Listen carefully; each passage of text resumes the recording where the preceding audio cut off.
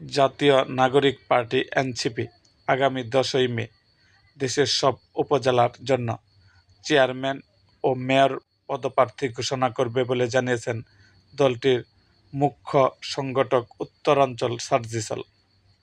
মঙ্গলবার 5 মে রাজধানীর বাংলা মোটর রূপায়ণ টাওয়ারে দলের অস্থায়ী কার্যালয়ে রাজনৈতিক ও বিভিন্ন শ্রেণী পেশার নাগরিকের যোগদান অনুষ্ঠানে তিনি এসব কথা বলেন।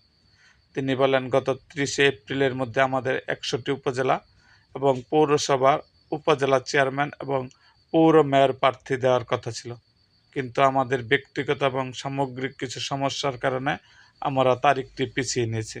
সার্জিস আলম বলেন, আমরা আশা করছি আগামী 10ই মের মধ্যে আমরা এনসিপি থেকে প্রাথমিকভাবে সমর্থিত উপজেলা চেয়ারম্যান পদপ্রার্থী এবং মেয়র পদপ্রার্থীদের তালিকা ঘোষণা করতে পারব।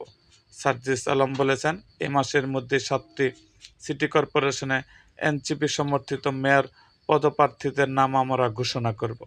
এখন আমরা একটি 11 দলীয় জোটে আছি, বিরোধী দল হিসাবে রাজনীতি করছি, সংসদে ভূমিকা পালন করছি, কিন্তু একই সাথে এনসিপি এককভাবে সাংগঠনিকভাবে রাজনৈতিকভাবে শক্তিশালী হিসাবে গড়ে ওঠার যে প্রক্রিয়া, আমরা সেই প্রক্রিয়াতে কাজ করছি এবং এ কারণে আমরা এখন এককভাবে প্রত্যেকটি জায়গায় স্থানীয় নির্বাচনে এনসিপির প্রার্থী আমরা ঘোষণা করব।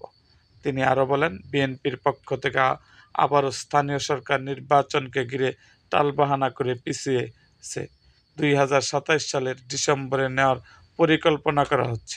তারা ইতিমধ্যে জেলা পরিষদ এবং সিটি কর্পোরেশনের প্রশাসন দিয়েছে। সার্জিস আলম বলেন, উপজেলা পর্যায়ে কোনো উপজেলা চেয়ারম্যান এই মুহূর্তে নেই।